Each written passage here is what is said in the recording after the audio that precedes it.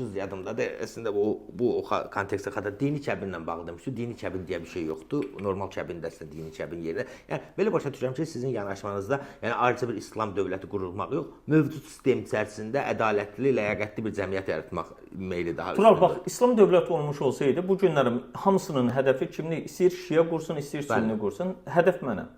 100%. Düzdürmü? Yəni bu adamın ikisi də özlərini haqlılıq tərəfindən çıxaracaqlar ki, bu hökmlərə görə bunu dedikləri kafirdir. O deyəcək bu hökmlərə görə kafirdir. Ən yaxşı halda rahatlıqdan aradan götürəcək. İslam dövləti qurulsa birinci sizi edam edəcək. Bu günlər həqiqətən, çünki niyə?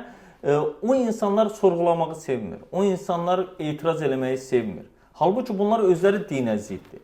Məsələn, bugünkü özlərinin verdikləri tərcümələrə baxdığımız zaman İbrahim peyğəmbər belə axirət anlayışını sorğuluyur. Bəli, bəli. Bundan başqa Musa peyğəmbər belə Allahın görünüb görünməyəcəyi məsələsini sorğuluyur. Yəni bunlar sorğulamalar olduğu halda biz heç nəyi sorğulamamaq anlayışını gətirirsə, bu ən böyük diktatorlara etiraz edənlərin diktatorluğudur. Bəli, bəli, çox gözəl. Çünki dini diktatorluq budur. Məsələn, həmin o dini diktatorluğu harda görürük? Biz məsələn bu gün xristianlıq anlayışında görürük. Protestanlıq niyə çıxdı? Onlara protesto elədiklərinə görə çıxdı. Katolizm. Onların qoydu, bəli, niyə nə edirdilər? Aforoz edirdilər. Bəli, bəli. Sonra bəzən onlara yandırırdılar diri-diri. Bəzən müxtəlif şəkildə faili məf'ul deyiləni onu edirdilər. İnkvizisiya məhkəmələrinə qurban verirdilər. Təsəvvür edin, bu günlərin İnkvizisiya məhkəmələrinin İspaniyada artıq muzeyləri var. Oraya gedib görəndə dəhşətə gəlirsiniz ki, həqiqətən bir insana din adı altında bunu tətbiq eləyə bilərlər. İşgəncə alətləri nümayiş Bəli, gördüm. Orada hətta təsəvvür edin, belə bir misal da var. Bunu xristianların özləri qeyd edirlər. Deyirlər ki, xristianlıq nə qədər ki, imperiya dini deyildi, özləri zülmə məruz qalırdı. Özləri imperiya dini olandan sonra başqaları bunları nə qədər zülmə məruz qoymuşdusa, bunlar başqalarına, onlardan olmayanlar, paganistləri 2 qat daha çox zülmə məruz qoydular. Müxalifətdən iqtidara keçəndən sonra... Bəli, hər bir zaman elə idi. Hər zaman elədi, təəssüflər olsun. Möcüzələrlə bağlı fikriniz belə maraqlıdır. Yəni İslam dinində bir çox möcüzələr var da, Quranda bəzi möcüzələr var. Yadıma ilk düşən, məsələn, Musanın qırmızı dənizə ikiyə ayrılması, İsa'nın ölülər diriltməsi. Deyəsən Quranda deyil yoxsa? Quranda da vardı. Tərcümanı belə verir. Hə, İncildə də vardı. Çünki onu bəs bunlar necə şərh edirsiniz? Ümumiyyətlə Quranı bəzi adamlar belə hesab edir ki, Quran müqəddəs kitab olmaqla bərabər həm də bir bədii mətindir də. Yəni nə mənada bədiidir? Yəni mətni düzgün başa düşmək lazımdır. Olduğu kimi bəsitliklə başa düşmək olmaz. Yox, bədii mətin olduğunu bu günlərin ərəb ədəbiyyatşünasları qeyd edirlər. Onlar özləri də deyirlər ki, bədii mətindir, əlbəttə. Onlar deyirlər ki, bəli, bu günlərin ərəb ədəbiyyatının zirvə nöqtəsi və yaxud da ilkin yazı formatı Qurandır. Bəli. Çünki Quran onların həm qrammatikanı formalaşdıran bir kitabdır, həm yazılı olaraq günümüzə qədər gəlib çıxan ilk kitablarıdır. Ona görə bunu qəbul edirlər, bunun əksini iddia eləmirlər. Amma digər tərəfdən, məsələn, möcüzə deyəndə, təsəvvürlə burada biz ikimiz oturmuşuq, bir möcüzə gördük. Bunu biz nə edirik? Üçüncü adamlara ancaq özümüz məlumat veririk. Bəli. Yəni yenə də kimlərsə onu görmür və biz gördüyümüzə görə hansı birimizin məsələn imanı artdı və yaxud da azaldı? Yəqin ki. İndi digər məsələyə gələk. Deyək ki, məsələn Musa peyğəmbərə dedin deyə deyirəm. Musa peyğəmbər deyir ki, dənizi yardı. Tamam, gözəl.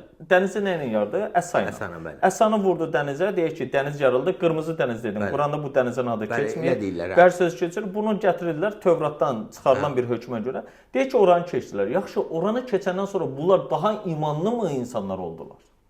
Daha belə Allaha qarşı daha təqvalı insanlar mı oldular? Əslində olmadılar. Niyə? Çünki nə etdilər? Onlar sən də bilirsən ki, bəli, inək düzəltdilər qızıldan, ona sitayiş elədilər. O zaman bu möcüzənin görmələrinin, göstərilmələrinin xeyri nə oldu? Faydası nə oldu? Səbəbi nə oldu? Yəni elə bir məsələn möcüzə Əsanın dənizə vurulmasında idisə, elə Əsanı geri qaytarıb Fironu öldürərdi də. Özləri gəldikləri yerə gedərdilər, hakimiyyətə də yiyələnərdilər. 4 əsrdə orada yaşayırlar. Onları bəli keçirib elə rahatlıqla öz hakimiyyətlərində davam elətdirərdilər. Oradan çıxıb qaçmağın bir mənası nə idi? Sizcə bu qissənin mənası nədir bəs? Baxın, burada birinci növbədə onu qeyd edeyim ki, İsa peyğəmbərin o adam ölüləri diriltməsi də, bunlar bilirsiniz necədir? Bunlar metaforları fərqli şəkildə başa düşmənin nəticəsidir. Biz İncilə baxanda da əslində bu günlərim İncildə də görürük ki, İsa öz tələbələrinə, şagirdlərinə, həvarilərinə deyir ki, gedin insanlara, deyir ki, orada o təslisi deyir, onun adı ilə dirildin deyir. Bəli. Yəni bu diriltmə ölü qəlblərin dirildilməsidir. Ölü torpaqların canlandırılmasıdır. Bununla bağlı ifadələrdir. Musanın dənizi yarması, orada dənizdən söhbət getmir. Yəni bunun üçün nə etməlisən? Deyək ki, Misir tarixini bilməlisən, Misir mifologiyasını bilməlisən, Misirdəki mövcud olan o terminləri, ifadələri bilməlisən ki, həqiqətən Allah o dövrdə istifadə olunan terminlərdən istifadə edirdi. Məsələn, deyək ki, bu günləri desək ki, Heydər Əliyev birinci katib olduğu zaman deyəndə, təbii ki, Tural da, mən də başa düşəcək ki, deməli Heydər Əliyevin Azərbaycan SSR dövründə, 1969-82-ci illər dövrünü əhatə edir. Amma Heydər Əliyevdə, məsələn, prezident kimi bəhs elədiyimiz zaman, Heydər Əliyevin artıq müstəqillik dövründən sonra bəli hakimiyyət illərini qeyd edirik. Yəni, Allah da, məsələn, Quranda o cürə bəhs edir. Çünki bu tarixi tərəflərini belə çox incəliklə qeyd edir. Bunu heç Məhəmməd Peyğəmbərin bilməsi mümkün deyil. Məsələn, Yusifdən bəhs eləyərkən, onun dövrdə Misir kralından kral kimi bəhs edir. Amma Musanın dövründən bəhs eləyəndə orada Firon kimi bəhs edir. Sonra başqa, orada deyək ki, Misirin Fironu Əhlə surəsində də var. Deyək ki, mən sizin uca Rəbbiniz deyiləmmi? Hamı bilirdi ki, o Rəbb deyil, yəni Allah deyil. Bəs niyə bu ifadəni işlədirdi? Bunu bilməkdən ötəri nəyi bilməliyik? Bilirik ki, biz, məsələn, Isis, Osiris, Horos deyilən Misir mifologiyasında bu üçləmə var idi. Həmin o Horos, Firon onun təcəssümü idi, təcəssüdü idi. Yəni bunu biləndə artıq onun niyə özünü Rəbb adlandırmasını bilirsən. Orada sonra məhət anlayışı var, bir mexanizm var. Firona qarşı gəlmək, həmin o sistemin pozulması, yer kürəsinin dağılması mənasına gələn bir sistem qurulmuşdur. Amma biz bunlara nə vaxt öyrəndik? Bunları öyrəndə Napolyon Misrə gəlir 1799-cu ildə. Ondan sonra orada tapılan Rosetta Stone deyə bildiyimiz deyək ki, həmin o məşhur daş bugün Fransada Louvre muzeyində nümayiş etdirilir. Ondan sonra da həmin oradakı heroqliflərin oxunmasından sonra 1822-ci ildən sonra qədim o Qrek dili, Yunan dili ilə müqayisəli şəkildə ortaya çıxması və biz nəhəng bir Misir tarixini öyrənmiş olduq. Və Qurana baxırıq ki, Quranda Məhəmməd Peyğəmbər nə heroqlifləri bilib, nə Misiri bilib, nə bu tarixdən xəbər olub, nə oralara gedib. Amma gətirdiyi mənbələr elədir ki, biz bunu bildiyimiz 19-cu əsrdən sonra bilirik. Bu da onu göstərir ki, həqiqətən Quranda Məhəmməd Peyğəmbərin belə bilməyəcəyi məsələlər var. Bu da Quranın Məhəmmədə aid ola bilməyəcəyi bir kitab olduğunu göstərir. Çünki adicə məsələn orada bir ayə də var. Deyir ki, Firon öldüyü zaman yerlər və göy ağlamadı. Məsələn, bu ifadəni tərcümə eləyəndə fikirlərsən ki, bu nə ilə bağlıdır? Amma araşdıranda görürsən ki, bu Fironun ölümü ilə bağlı həmin o başqa heroqliflərdə var ki, yerlər və göy ağladı. Yəni, bu ona bir cavabdır. Yəni, bunu bilməkdən sonra onu bilməlidir. Və yaxud da Məhəmməd Peyğəmbərin deyək ki, Tövratla bağlı gətirdiyi məqamlar var. Bir də baxırıq ki, həmin o Tövratda bu məsələləri necə izah eləyə bilər, necə onu öyrənə bilər. Çünki Məhəmməd Peyğəmbərin dövründə Tövrat ərəb dilində tərcüməsi yox idi. İncilin ərəb dilində tərcüməsi yox idi. Bunlar Məhəmməd Peyğəmbərin ölümündən də 3 əsr sonra olan məsələlər. Çox sonra artıq. Yəni bunu bilməkdən ötəri bəzən Peyğəmbər həmin o Sami dil qrupları dediyimiz və yaxud da arxaik dillər dediyimiz, Akkad dili olsun, digər dillər bunları bilməli idi. Məhəmməd Peyğəmbəri əgər belə həqiqətən bilib, belə bir kitab yazıbsa, yenə əli öpülməlidir əslində. Amma bunları belə bilmədən. İndi möcüzə məsələsi də eynidir ki, biz bunları bildiyimiz zaman, araşdırdığımız zaman görürük ki, bizə təqdim edilən möcüzə deyil. Niyə? Məsələn, mən acı bir misalı araşdırırdım mövzunu. İstanbulun orada məşhur bir kitabxanası var, İslam adlı kitabxana. Ən böyük İslam kitabxanasıdır ora. Mən bir ay orada sərasər hər gün gedib gəlirdim. Həm elmi işimlə bağlı, həm də ki, oranın rahatlığına görə orada araşdırma aparırdım. Və orada bir ərəbşünasla dedim ki, bəs bir məsələnin üzərində işləyirəm, ancaq bunun qrammatik cəhətdən təhlilində ilişib qalmışam.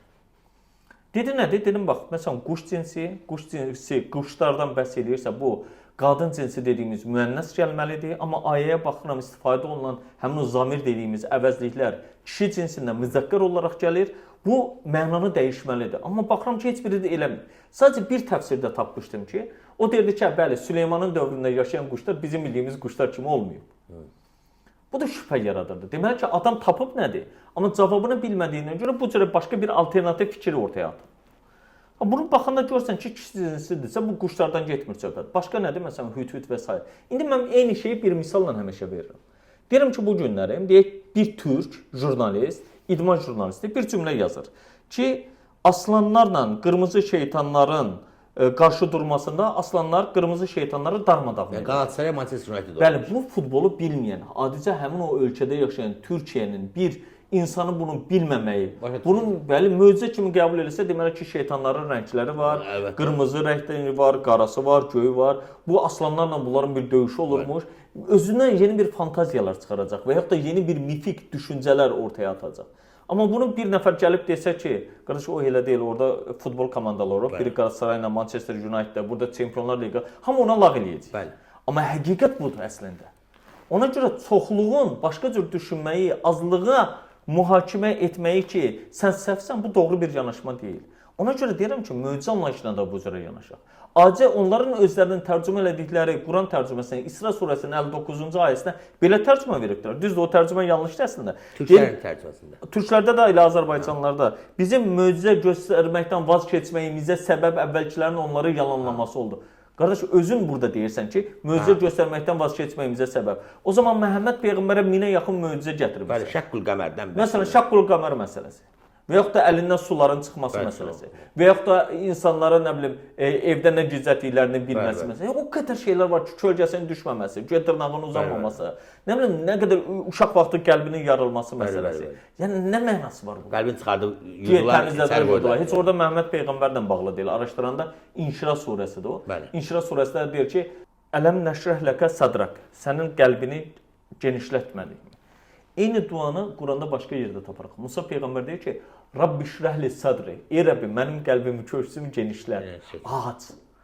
Baxırıq, bu Musa Peyğəmbərlə bəhs edilən məsələ əslində budur, amma təəssüflər olsun ki, biz rəvayətlərə Quranı qurban vermişik. Quranı anlamaqdan ötəri rəvayətlərdən çıxa bilmirik. Tək bizim deyil. Qonşu ölkələrdə olsun, ərəb ölkələrində olsun, insanların ən böyük problemlərindən biri budur. Ən axır mövzu da budur. Çox gözəl. Biraz bu dövrə gələk. Məsələn, İranda da başqa bir siyasi sistem var. Siyasi sistem bizim işimiz deyil, həm də dini sistem var da. Amma dini sistemlə siyasi sistem əslində bir-birinə qovuşur. Orada biz ki, vəlayət fəqih deyilən bir şey var. Bir sistem var. İndi bu şey çox maraqlıdır. Məsələn, bəzi adamlar Azərbaycanda deyirlər ki, ayrı-ayrı adamlar var, mərcəyi təqlid edirlər, mərcəyi təqlidlər var, onlar təqlid edirlər. Hətta bizim dini rəhbərimiz olan şeyx də İranın dini rəhbəri şeyxi. Mənim dini rəhbərim deyil. Rəsmi dini rəhbər deyək. Rəsmi də deyil. Yəni Qafqaz müsəlmanları daha bəli, sədridir. İctimai birlikdəsində, Dövlət dövlət qurumunda deyil. Gördünüz, eyni nəticəyə gəlir. Dövlət qurumunda deyil əslində. Yəni dövlət qurumu dini komitədir. Bu ümumiyyətlə bu mərcəyi təqlid institutu necə bir şeydir? Yəni və bununla necəsə mübarizə aparmaq olarmı? Söhbət nədən gedir? Çünki bunlar ciddi bir siyasi qüvvətlərdir. İndi sabah bir gün bunlar durub desələr, biz İranda, bir səs də İraqda olur. Yəni bu Azərbaycan üzərində bir ciddi təsiri var. İndi bəziləri belə hesab edir ki, gəlin biz özümüzdə bir güc yaradaq, özümüzdə bir ruhanilər olsun, onlar da mərcəyi təqlid ünvanına çatsın. Bu necə olacaq bu məsələ ümumilikdə? İnanın, bunun tam olaraq təfərrüatlı şəkildə bilmirəm. Ancaq qısa olaraq düşüncələrimi paylaşa bilərəm ki, bu təqlidçilik bizi bədbəxt günə qoyacaq. Çünki İslam bizdən adı təqliddir, elə mərcəyi təqlid. Elə özü də təqliddir. Çünki İslam bizdən təqlid etməyimizi deyil, təhqiq etməyimizi istəyir, araşdırmağımızı istəyir. O zaman ona görə Quran-ı Kərimdə dəfələrlə Allah niyə buyurur? Əfələ təqilun, niyə ağlınızı işlətmirsiniz? Əfələ tətəfəkkərun, niyə fikirləşmirsiniz? Tədəbbürü etmirsiniz, təzəkkürü etmirsiniz. Bunları istəyir bizdən. Yəni bunu istəyəndə demir ki, get sən Elşad vasitəsilə elə, get sən Xamneyi vasitəsilə elə, get sən Sistani vasitəsilə elə, get sən filan ağa, nə bilim filan alim vasitəsilə elə. Allah hər birimizə səslənir. Bu kitab hər birimizə gəlib. Peyğəmbərə nə qədər gəlibsə, Peyğəmbər nə qədər həmin kitaba tabe olmalıdırsa, eyni şey bizə də aiddir. Heç bir fərq olmadı. Sadəcə insanlar hərə bir cürə başa düşür. Niyə? Çünki məsələn bir insan var, deyir ki, məsələn bu gün aktual olduğu üçün mən çobanam. Çoban kimi başa düşür. Biri də deyir ki, mən akademikəm. Başqa cür başa düşür. Məsələn o çoban özü üçün başa düşdüyündən qoyunları ilə bəhs eləyir özü üçün. Amma bir akademik deyir ki, akademisyen dediyimiz insan araşdırır, bir ayədən çıxardığı nəticəyə görə, məsələn Pakistanlı o müsəlman alim Abdüssalam gedir məsələn fizika sahəsində Nobel mükafatı alır. Yəni baxış bucağı fərqli olur burada. İndi gələk digər dediyiniz məsələ. Məsələn insanlar da bunları sonrakı dövrdə Şiəlik məzhəbini gətirdilər. Çünki bu məsələyə qarşı çıxan İranın özündə, İraqın özündə olsun, bəzi Şiə qruplaşmaları var ki, buna etiraz edirlər. Ki bu gün o vəlayət dediyimiz anlayışı siz düzgün şəkildə təqdim eləmirsiniz. Ona görə bunlar fərqli bir nüanslar ortaya çıxartdılar. Vilayət-i fəqih deyirlər, bəli, belə bir şey ortaya çıxartdılar. Bunu 1979-cu ildə Xomeyninin gəlməsi ilə, sonra onun ölümündən sonra Xamneyinin davam elətdirməsi ilə bu prosesi idarə edirlər. Ona görə də elə bir güc orada var ki, məsələn deyək ki, dövlətin kəşfiyyat idarəsi deyək ki, İranda etilat dövlətə bağlıdırsa, amma deyək ki, Sepah birbaşa dini liderə bağlıdır və bunların arasında həqiqətən güc problemləri var. Yəni bunların hər birini kənardan görmək mümkündür. İranda da bilirsiniz necədir? Yəni bu günlərin din anlayışını ideologiya halına gətirdiklərindən görə, teokratiya halında bunu istifadə elədiklərindən görə bundan dırnaqarası deyim, məharətlə istifadə edirlər. Olan cəmiyyətə də, məsələn, tanıdığımız oradan bəzi insanlar artıq özlərini həmin onların dininin ateisti hesab edirlər. Həmin onların dininin kafiri olaraq qəbul edirlər. Və onlar etiraz edirlər, sadəcə etiraz edib çıxa bilmədiklərinə görə bəzən orada qalıb bununla bir növ barışaraq həyatlarına davam elətdirməyə çalışırlar ki, heç olmasa övladlarımızı tutaraq, xilas edək. Başqa ölkələrə göndərməyə cəhd edirlər və yaxud da təhsilə cəhd edirlər. Çünki bəzən bundan çıxmaq da asan deyil. Çünki uşaqlıqdan etibarən onlara, bağçadan etibarən artıq elə bir sistem formalaşdırılır ki, sabahlarım elə bilin ki, demək sənin atan-anan olaraq bildiklərinin sənin atan-anan deyilmiş. Anlayışı gəlir ki, insanlar şok yaşaya bilər. Bundan hər kəs eyni travmanı alaraq travmasız çıxmağı mümkün olmaz. Azərbaycanda yaratmaq olar mı o sistemi? İnanmıram, ən gözəl sistem ona görə elə sistemdənsə, bütün bunları bir kənara qoyub Azərbaycanın həqiqətən düzgün bir din modelini, din siyasətini yaratmaq lazımdır. Bunun üçün də nə etmək lazımdır? Biz gecə-gündüz bu sahədə çalışmalıyıq, həqiqətən Qurana əsaslanmalıyıq ki, əslində Allahın istədiyi din budur. Bunu göstərməliyik biz. Yoxsa qıraqdan idxal elədiyimiz anlayışlarla biz bir yerə gələnməyəcəyik. Məsələn, din ola bilsin ki, bugün Səudiyyə Ərəbistanında ortaya çıxıb, amma Səudiyyə Ərəbistanı bundan çox məharətlə dırnaqarası istifadə edir. Həm öz büdcəsini formalaşdırır, həm insanlarını idarə edir, həm də siyasi gücdür. Amma onların prenslərinin həyatına baxsanız, araşdırsanız və yaxud da onunla bağlı sənədləri izləsəniz, dəhşətə gələcəksiniz. Və yaxud da mənim özüm İngiltərədə müəyyən bir müddət orada xeyli qalmışdım. Həmin oradakı indiki kralın özünün yaxın bir qohumunun hətta videolarını göstərirdi, videolarını. Kralla olan videolarını, bir yerdə olduqlarını, prenslə və s. Mən özüm dəhşətə gəlirdim. Eşitmişdim, amma görüntü ilə görməyim tamam başqa bir şey. Videolarda nə vardı ki? Yəni bu günlərin dedikləri din anlayışına zidd məqamlar var idi, bəli. Məsələn, hətta güya spirtli içkilərin qadağan edilməsi hər bir yerdə çox rahatlıqla özlərindən əldə edib, özlərinin gecə həyatları yaşamaları və s. bunları öz aralarında çox rahatlıqla eləmən, amma kənarda da dindar olaraq görsən. İldə bir dəfə gedib güya Kəbəni silməklə, tozunu almaqla bunlar özlərini din, həmin o yerlərin yerin xadimi, xidmətçisi olaraq təqdim edirlər. Yəni budurmu sənin İslam anlayışı? Təbii ki, xeyr. Ona görə mən deyirəm ki, Azərbaycanın din siyasəti formalaşmalıdır. Baxın, adicə Dövlət Komitəsinin yeni sədri gəlib. Bütün günü nə edir? Mən məsələn gördüyüm qədərilə, içlər nə gedir, xəbərim yoxdur. Hər nə qədər dostlarımız olsa da bildiyim qədərilə. Bir də desən orada işləmişsiniz lap çoxdan. Bəli, işləmişəm ilk dövrdə, ilk sədrin dövründə. Sonra ikinci sədr gələndə özüm öz ərizəmlə çıxmışdım. Çünki gördüm adam dinin dılsından xəbəri yoxdur. Hidayət Hocaoğlu. Təsəvvür edin, oradakı məsələ nə ilə bağlı? Adam məsələn bugün sədr, bütün günü ancaq məscidlərə getməklə, şəkil çəkdirməklə vaxtını keçirir. Mən də deyirəm ki, gəlin hesablayaq. Gündəlik əgər Azərbaycanda 2000 məscid varsa, hələm digər dini icmaları qoyuram bir kənara. 5 gün ərzində bunları təkcə iş günləri ərzində gəzsə, tətil günlərini çıxsaq, bir 6-7 il ancaq gəzməyinlidir bu məscidləri və s. Yəni bu günlərin verdiyiniz mesaj bu ola bilməz. Və yaxud da ora gedəndə səni oradakı bir dindar, yad planetli insan olaraq görürsə, sən namaz vaxtları da deyil, namaz vaxtı olmayan vaxtlarda gedib şəkil çəkdirib, oradakı imamla poz verib qaydırsansa, bu din siyasəti deyil. Bunlar başa düşmürlər ki, bu günlərin ciddi bir təhlükə yaşanır. Bu təhlükənin hamısı bu günlərin palazın altına süpürülür. Sabahlarım o palazın altına süpürülənlər orada partiyacaq. Bu təhlükələr az mı oldu? Təzəlikcə Dövlət Təhlükəsizlik Xidməti Qusardakı olan meşə qardaşları ilə bağlı məsələni gündəmə gətirməsi təhlükə deyildi. 8 nəfər öldürülmüş. Vaxtı ilə hələ bu bizim bildiklərimizdir və yaxud da açıqlananlardır. Bundan vaxtı ilə əvvəl digərləri eyni meşə qardaşları məsələsi gündəmə gəlməmişdimi? Və yaxud da Nərimanov rayonunda Cümə məscidi olaraq, Əbbəkir məscidi olaraq bilinən yerə qumbara atılmamışdımı? Bundan başqa yenə də həmin o Ramazan ayında bu günlərin Milli Məclisin deputatı Fazil Mustafanı həm də iftardan olan özü də iftardan qayıdan bir insan tərəfindən güllə baran edilməmişdimi? Yəni biz təhlükəni nədə görməliyik? Nə olmalıdır ki, adı təhlükə olmalıdır və yaxud da olmamalıdır? Bu gün onların əllərində olan siyahılardan xəbərimiz varmı? o siyahlarda kimlərin adının olub olmadığını bilsək, dəhşətə gələrik. Yəni bunların məhkəmədə özlərini qəhrəman obrazında təqdim eləmələri bir təhlükə deyilmi? Orada verdikləri mesajları təəssüflər olsun ki, bizim mediada eyni şəkildə yayımlamaları bir təhlükə deyilmi? Yəni insanlar əgər bu günlərin bir fətva ilə məsələnin həll eləyə bilirlərsə, bu çox böyük ciddi təhlükədir. Hətta adamlar heç bir xərc, vəsait qoymadan bunu din adı altında eləyə bilirlərsə, böyük təhlükədir.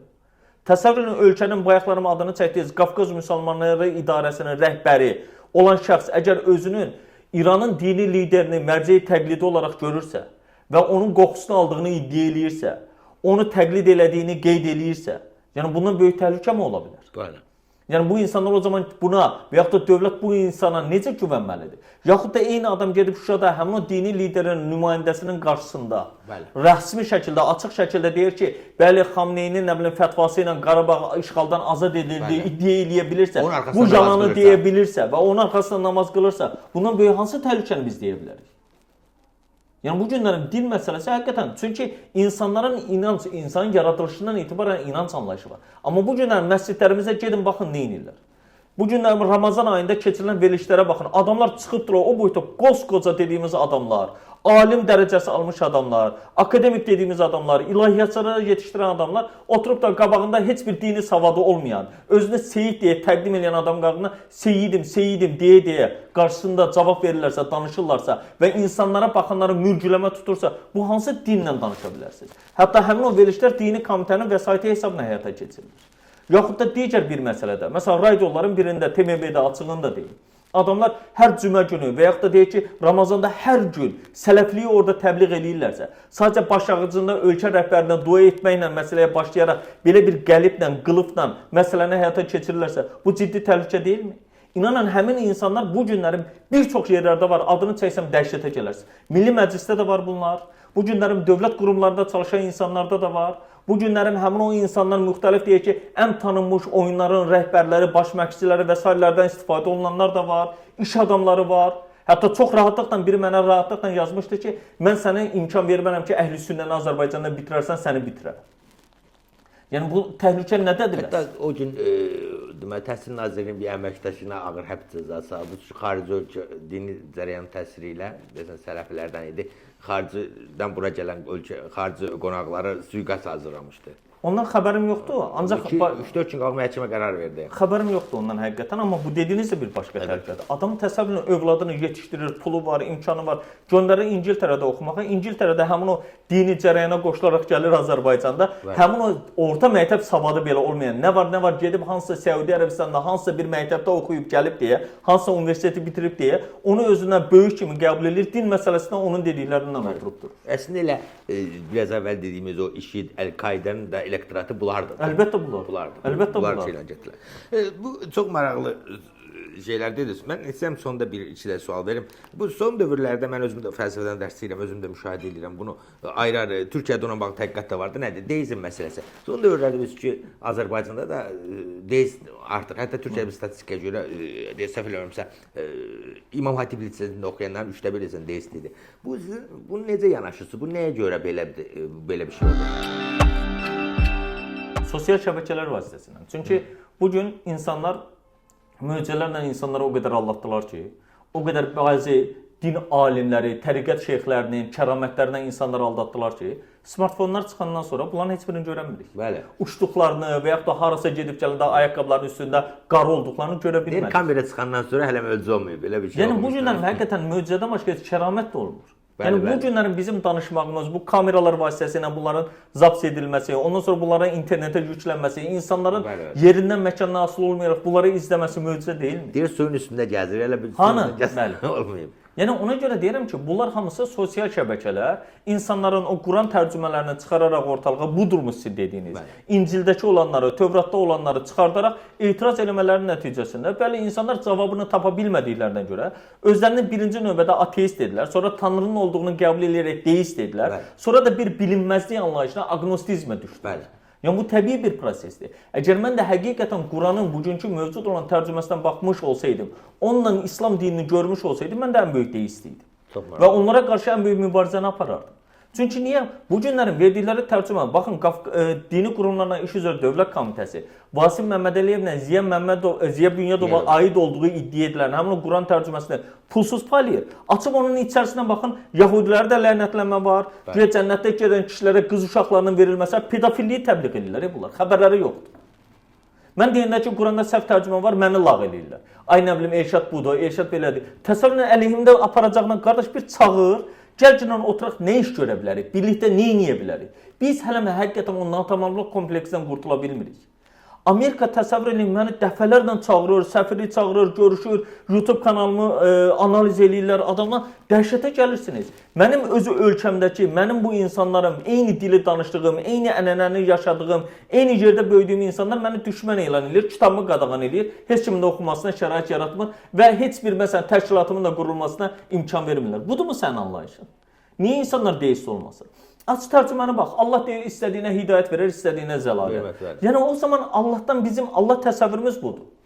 Allahı ancaq təqdim edirik insanları yandırmaqla, sanki bir Allah axtarırıq ki, qadının saçı biraz görünür və salam cəhənnəmlikdir yandıracaq. Namazın birini qaçırtdıq, xeyr cəhənnəmliksən yandıracaq. Yəni belə bir tanrı formalaşdırmışıq biz. Bax bu tanrı anlayışına etiraz edir insanlar. Etiraz da etməlidirlər. Çünki bu tanrı anlayışı Quranın tanrısı deyil. İnsanların uydurduqları dinin tanrısıdır. Belə bir şeyi təqdim edibdilər. Bu İslam ola bilməz. Ona görə də insanların deist olmalarını başa düşürəm. Amma məsələn elə insanlar var, keçən dəfə bir yerdə bir kanalın rəhbəridir, televiziya kanalının özünü deist adlandırır. Sonra mən deyir İncili oxumuşam, Tövratı oxumuşam, Quranı oxumuşam, ona görə deist olmuşam. Üzünə dedim ki, vallahi yalan deyirsiniz. Çünki nə Tövratı oxumusunuz, nə Quranı oxumusunuz, nə də İncili. Sadəcə oradan-buradan eşitdiklərinizə görə deyirsiniz. Dedim, istəyirsiniz Tövratdan başlayaq. Sonra etiraf elədi ki, oxumayıb sadəcə eşitdiklərindən. Deyirəm, bu deizm sadəcə bu günlərin tənbəl din anlayışıdır. Bəli. Ki, oxumadan sadəcə bugünkü hər hansısa bir məsələnə etiraz əlaməti olaraq özünün protestanlığını deizm formasında göstərir. Tanrını inkar eləməyə cəsarəti çatmır. Bəli. Yəni özünün Tanrının olduğunu qəbul edərək digər dinlər. Deyirəm, deizm əslində yaxşıdır bir tərəfdən ki, artıq sən məsələnə bir yanaşırsan ki, Tanrı var. Mən də deyirəm ki, Tanrı varsa hansı Tanrı? Bugün Yahudinin dediyi Tanrı, Hinduizmin dediyi Tanrı, Budizmin dediyi tanrısızlıq anlayışı və yaxud da Xristianlıqdakı Tanrı, yoxsa müsəlmanın Quranın Tanrısı, yoxsa hədislərdən gələn Tanrı anlayışı. Məsələn, sələflərə baxsaq deyir ki, Tanrının iki əli var. Sonra hədislərdən gətirilər ki, Tanrının iki əli də sağ tərəfindədir. Qardaş, bu Tanrı anlayışına niyə insanlar etiraz eləməsin? Onların məşhur problemlərindən biridir də o Tanrının əli var məsələsi. Bir. İkinci bir məsələ, Allah ərşə istifadə elədi. Allah hardadır? Güya bunu Allah hardadır sözünü, əgər Allah hər yerdədir deyirsənsə, kafir olmursan. O dövrdə hələ o panteist düşüncə də var. Yəni bu günlərin indiyə qədər də, yəni deist insan niyə olmasın axı bunları oxuyub? Məsələn, mənim övladlarımın ilk verdikləri suallar dinlə bağlı, mən onları dindar olaraq yetişdirmirəm. Çox sərbəst yetişdirmişəm. Yəni onların verdiyi sual deyir ki, ata bu oxuduğun kitabın həqiqətən Allahdan olub-olmadığını mənə isbat edə bilərsənmi? Digər övladımın soruşduğu axirət anlayışı ilə bağlıdır. Sonra namaz qılanda deyir biz niyə namaz qılırıq? Misal üçün soruşur, düz eləyir. Mən belə övlad istəyirəm, belə bir vətəndaş istəyirəm, sorğulayan insan. Bu olduğu zaman bəli inanıram ki, bu insanlar özləri sorğulayaraq başqa hər bir şeydə düzgün nəticə əldə edəcəklər. Çünki bunlar süni intellekt vasitəsilə artıq yeni bir Z kuşağı dediyimiz Z nəslindən sonra yeni bir alfa nəsli gəlir. Bəli, əlbəttə. Həmin o alfa nəsli artıq bu günlərin bizim məsələn övladlarım o Z nəsli dediyimiz siz internetsiz necə yaşamısınız sualını artıq alfa nəsli siz süni intellekt olmadan necə yaşamısınız sualı ilə əvəzləyəcək. Biz bunu dərk eləmirik artıq. Dünya başqa bir yerlərə gedir, başqa bir artıq dünya yaranır, formalaşır, amma biz bu məsələlərdə çox geridə qalmışıq. Hələ də bizim müzakirələrimizə baxın, məscidlərdəki xütbələrə baxın, inan utanarsınız. Xəcalət çəkərik. Türkiyədə məsələdir. Hər yerdə elə. Tək Türkiyədə deyil. Məsələn, adama deyirəm ki, qardaş, bir ildə əgər 52 həftə varsa, bu 52 həftəlik bir kurs olaraq qəbul elə. Bu insanlar özləri öz ciblərindən vəsait xərcləyərək, maşın benzini xərcləyərək gəlirlər ora səni dinləməyə. Xütbəni sənə elə bir şəkildə verə bilərsən ki, o insanlar 52 həftə ərzində bir dənə kursu bitirmiş ola bilərlər. İnsanlar bir dil öyrənə bilirlər bir il ərzində. Sən gedib orada nə edirsən? Ancaq nağıl, eyni şeyləri eşitməkdən, axırda da Azərbaycanla pul yığılmaqla bağlı insanları dəvət eləməkdən başqa heç nə eşitmirsən. Yəni İslam bu deyil qardaş. İslam bu deyil.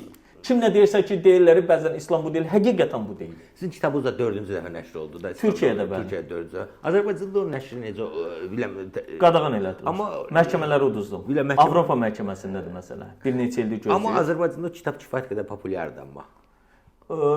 Mənə də deyirlər. Elektron versiyası belə həddindən artıq Türkiyədə onu çap eləyən nəşriyyatın özündə ən populyar kitabdır bu dəqiqə.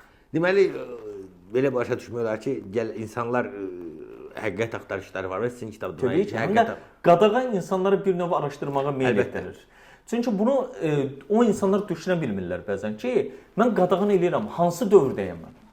WhatsApp dövründə, süni intellekt dövründə hansısa kitabın qadağan edilməsi bu kitaba rəğbət yaratmır. Təsəvvür edin, həmin o biraz əvvəl zarafatla adını çəkdiyiniz Dini Komitənin sədrinin müavini mənlə bir verilişdə YouTube kanalında debata çıxır, 200 min abunəsi olan, həmin yerdə kitabın qadağan edilməsinə səbəb olduğunu iddia elədiyi səhifəni 200 min abunənin qarşısında oxuyur. Bəlkə kitab çıxsa heç 1000 dənə çıxasıydı, heç onu 100-ü 200-ü oxunasıydı.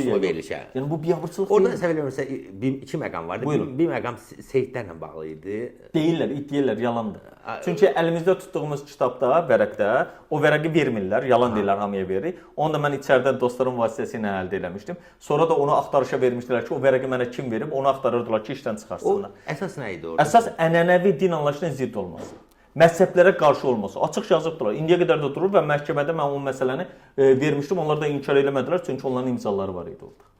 O rəydən söhbət gedir. Bəli, biri var rəy verirlər ki, bircə dənə cümlə yazılar ki, məqsədə uyğun hesab edilmir. Amma onun arxa planında heç kimə verilməyən geniş rəy olur, onu heç kimə vermirlər. Yalandan deyirlər ki, verir, vermirlər. Çünki mən işləmişəm, bilirəm də sistemi. O da çox sağ olun Eşad. Təşəkkür edirəm mən də. Maraqlı həqiqətən. Allah razı olsun. Çox minnətdaram. Məfhumatdan və xurafatdan bezmisinizsə, Elşad Mirinin YouTube kanalına abunə olun və paylaşın.